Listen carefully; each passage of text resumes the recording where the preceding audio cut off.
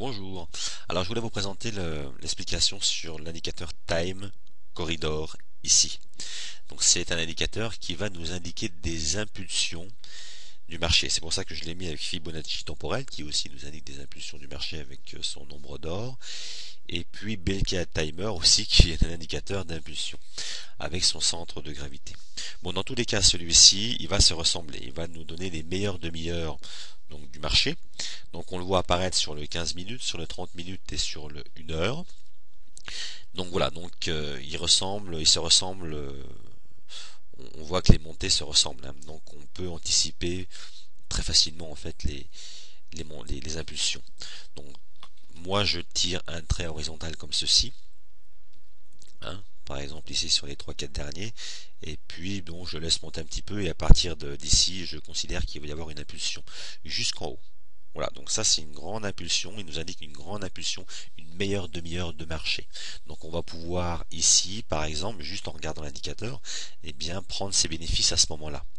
Par exemple, on va prendre cet exemple-là, on va pouvoir prendre ses bénéfices à ce moment-là. Donc là ça a fonctionné, les prix ne sont pas descendus plus bas, et par rapport à l'impulsion indiquée, donc ils sont descendus. Ça a commencé, la descente a commencé ici et c'est terminé là, donc là ça a bien fonctionné. Dans tous les cas, c'est un indicateur qui va nous donner une indication de plus, mais ce n'est pas une méthode de trading. On ne va pas investir à la hausse ou à la baisse. D'ailleurs, il ne nous dit pas s'il faut investir à la hausse ou à la baisse.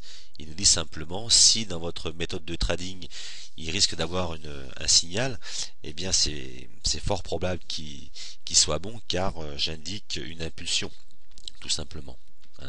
Donc dans tous les cas, moi je le couple avec Fibonacci temporel qui nous donne aussi des impulsions sur les nombres d'or. Donc avec celui-ci et celui-ci, donc les trois nous donnent des bonnes impulsions quand on remarque des points communs, des indications qui vont dans le même sens et surtout au même moment. Voilà. C'est tout simplement. Donc par exemple sur l'avant-dernière impulsion, hein, on va regarder par exemple, donc l'impulsion peut commencer d'ici. On va regarder Belka Timer et puis on va définir si l'impulsion, le signal de Belka Timer, eh bien, va s'avérer judicieux ou non, tout simplement avec d'autres indicateurs ou une méthode de trading ou des configurations de chandeliers, des tendances, etc. Voilà.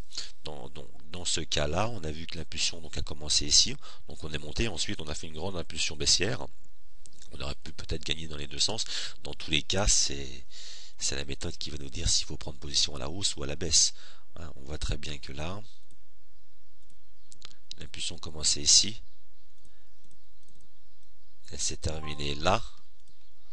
Hein, donc on voit que les chandeliers sont verts. Si on prend position à la hausse, ensuite on redescend. Bon, si on met pas un take profit ou alors un stop glissant, on se voit taper notre stop. Donc dans tous les cas, ce n'est pas une méthode de trading, hein.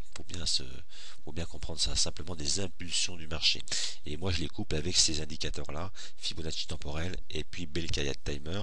Et si on a un signal d'achat ou de vente de cet indicateur en même temps qu'une montée ascendante de cet indicateur Time Corridor, eh bien on peut prendre position. Et il sera plus judicieux de prendre position sur une montée que sur une descente.